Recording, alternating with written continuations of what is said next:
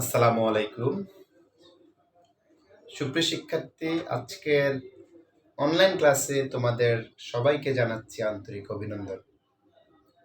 আমি আজকে তোমাদের সাথে আহ, একটি চ্যাপ্টার নিয়ে আলোচনা করব, সেটা হচ্ছে মূলধন ব্যয় অর্থাৎ কস্ট অফ ক্যাপিটাল।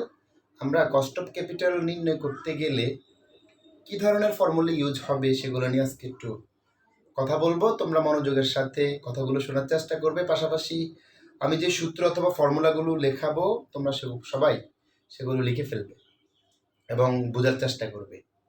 সাধারণত মূলধন ব্যয় বলতে বোঝায় প্রতিষ্ঠান দীর্ঘমেয়াদে যে অর্থায়নগুলো করে সেই অর্থায়নগুলো করতে গেলে কি ধরনের ব্যয় হয়। অর্থাৎ ধরেন আপনি সাধারণ শেয়ার নিলেন 10 লক্ষ টাকা, অর্থাৎ সাধারণ শেয়ার বিক্রির মাধ্যমে 10 লক্ষ টাকা অর্থ সংস্থান করলেন। একইভাবে ঋণপত্র বিক্রির মাধ্যমে সংগ্রহ করলেন 10 লক্ষ টাকা। একইভাবে প্রিফার্ড স্টক বিক্রির মাধ্যমে সংগ্রহ করলেন ধরেন 5 লক্ষ টাকা।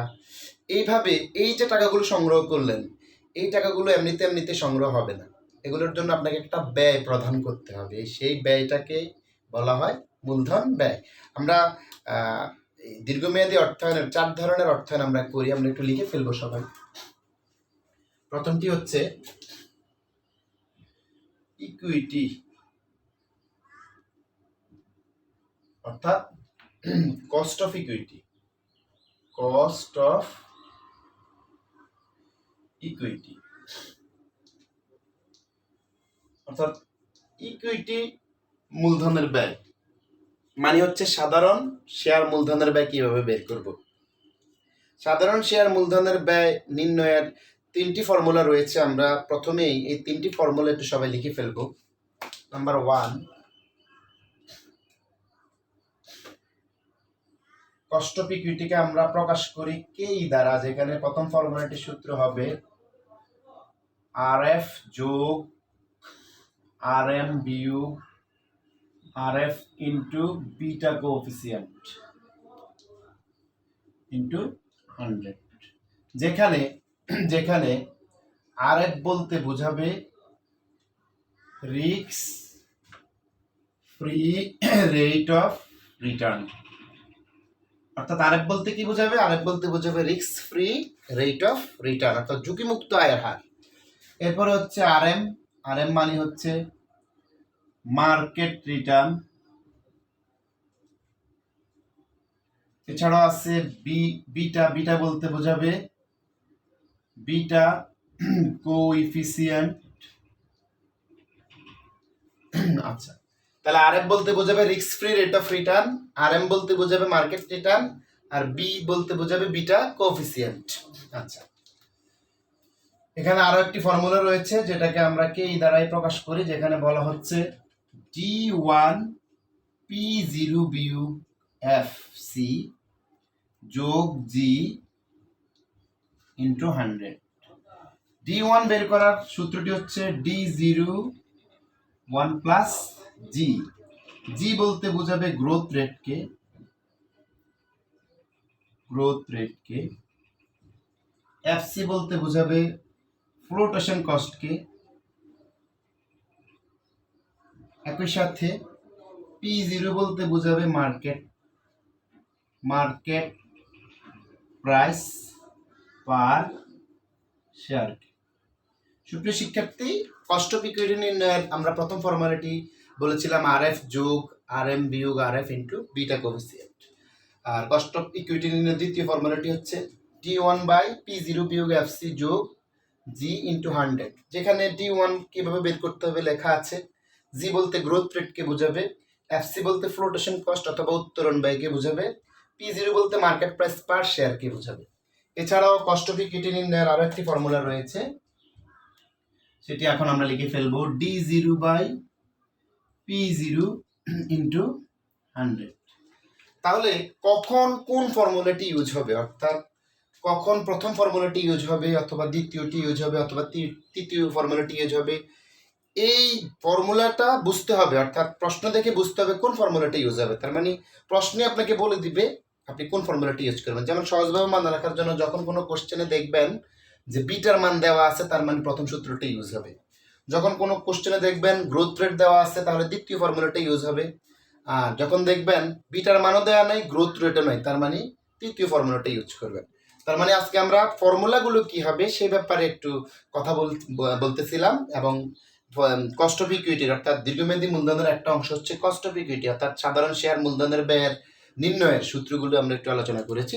এবার আমরা আলোচনা করব কস্ট অফ ডেট ক্যাপিটালের, অর্থাৎ এবার আমরা আলোচনা করব কস্ট অফ ডেট ক্যাপিটালের, অর্থাৎ ঋণ মূলধনের ব্যয় কিভাবে বের হয় সেই সূত্রগুলো কি হবে আমরা একটু সবাই লিখে দিব।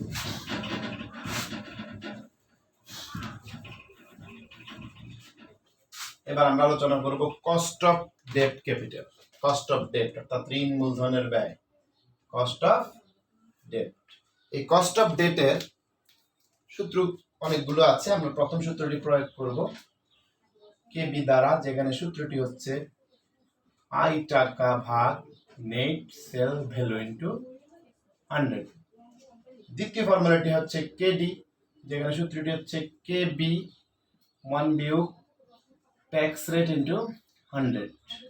তৃতীয় ফর্মুলাটি হচ্ছে কেডি সমান আই টাকা 1 বিয়োগ tax rate net sale value into 100।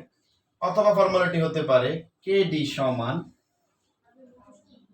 I টাকা 1 বিয়োগ ট্যাক্স রেট যোগ রিডেমেবল ভ্যালু বিয়োগ নেট সেল ভ্যালু ভাগ ভাগ n বাই রিডেমেবল ভ্যালু যোগ নেট সেল ভ্যালু ভাগ 2 ইন্টু 100।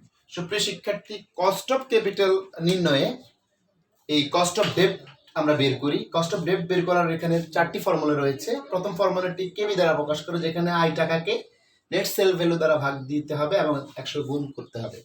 একইভাবে পরের ফর্মুলাটি কেবি 1 বিয়োগ ট্যাক্স রেট ইন্টু 100। তৃতীয়টি আই টাকা 1 বিয়োগ tax rate by net sale value into 100।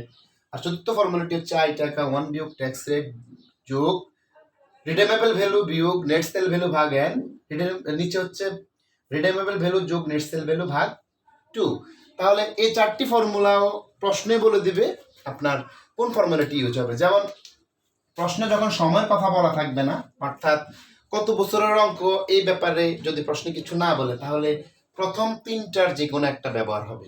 আর যদি প্রশ্নে সময়ের কথা উল্লেখ করে দেয় তাহলে এই চতুর্থ ফর্মুলাটি ব্যবহার হবে। প্রশ্নই আপনাকে বলে দিবে কোন ফর্মুলাটি আপনি ব্যবহার করবেন।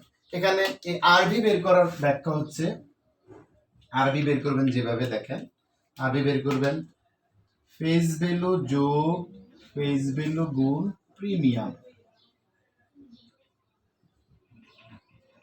পার্সেন্টেজ। অর্থাৎ আরবি বের করার নিয়ম হলো ফেস ভ্যালু যোগ ফেস ভ্যালু গুণ প্রিমিয়ামের পার্সেন্টেজ। যদি সেল ভ্যালু দেওয়া না থাকে, বের করার নিয়ম হচ্ছে ফেস ভ্যালু বিয়োগ ফেস ভ্যালু গুণ ডিসকাউন্টের পার্সেন্টেজ। অর্থাৎ রিডেমেবল ভ্যালু বের করার নিয়ম হচ্ছে ফেস ভ্যালু যোগ ফেস ভ্যালু গুণ প্রিমিয়ামের পার্সেন্টেজ, আর সেল ভ্যালু বের করার নিয়ম হচ্ছে ফেস ভ্যালু বিয়োগ ফেস ভ্যালু গুণ ডিসকাউন্টের পার্সেন্টেজ। একইভাবে নেট সেল ভ্যালু বের করার নিয়ম হচ্ছে সেল ভ্যালু বিয়োগ আদার কস্ট। এই আদার কস্ট বলতে আসলে বোঝাবে ফ্লোটেশন কস্টকে বোঝাবে। ফ্লোটেশন কস্ট মনে রাখবেন, ফ্লোটেশন কস্ট প্রশ্ন যদি কিছু না বলে তাহলে ফেস ভ্যালুর উপরে ধরবেন, আর যদি ফ্লোটেশন কস্ট বলে দেয় ধরতে হবে সেল ভ্যালুর উপরে, তাহলে সেলস ভ্যালুর উপরে ধরবেন। ইন্টারেস্ট টাকা ধরবেন ফেস ভ্যালুর উপরে। ইন্টারেস্ট টাকা কার উপরে ধরবেন? ফেস ভ্যালুর উপর, কারণ ইন্টারেস্ট রেট দেওয়া থাকবে, আপনি ইন্টারেস্ট টাকা ধরবেন ফেস ভ্যালুর উপরে, সময়ের কথা বলা থাকবে। তাহলে আমরা আজকে শিখলাম কিভাবে কস্ট অফ ইকুইটির ফর্মুলা ইউজ করতে হবে। এখন শিখলাম কিভাবে কস্ট অফ ডেপ্টের ফর্মুলা ইউজ করতে হবে। এখন আমরা শিখব কিভাবে কস্ট অফ প্রিফার্ড স্টকের ফর্মুলা ব্যবহার করতে হবে। খেয়াল করেন সবাই,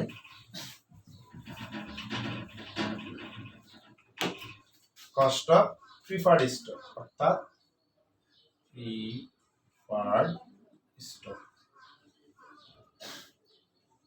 কস্ট অফ প্রিফার্ড স্টককে আমরা প্রকাশ করব কেপি দ্বারা, যেখানে সূত্রটি হচ্ছে ডিপি বাই P0 বিয়োগ FC ইন্টু 100, অথবা সূত্রটি হতে পারে কেপি ডিপি যোগ রিডেমেবল ভ্যালু বিয়োগ নেট সেল ভ্যালু ভাগ এন, রিডেমেবল ভ্যালু যোগ নেট সেল ভ্যালু ভাগ 2 ইন্টু 100।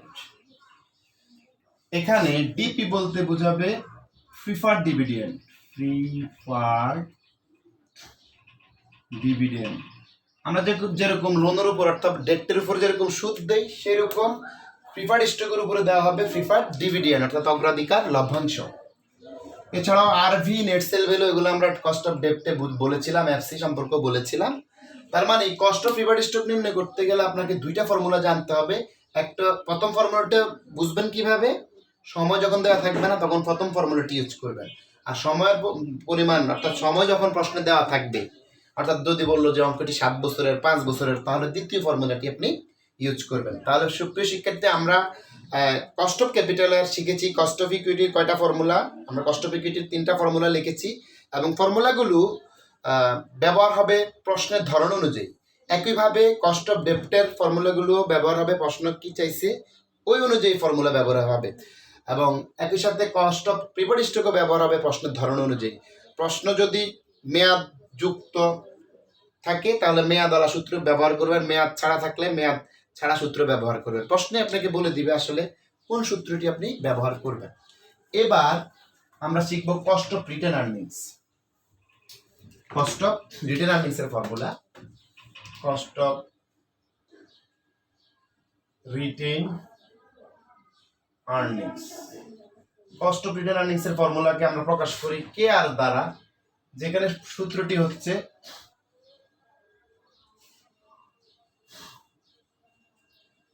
D1 P0 বিয়োগ যোগ G ইন্টু 100, অথবা ফর্মুলাটি হতে পারে KE1 বিয়োগ TP ইন্টু 100, অথবা সূত্রটি হতে পারে KR সমান সমান D1 1 বিয়োগ TP P0 যোগ G ইন্টু 100। এখানে D1 বলতে ডিভিডেন্ডকে বোঝায়, G বলতে গ্রোথ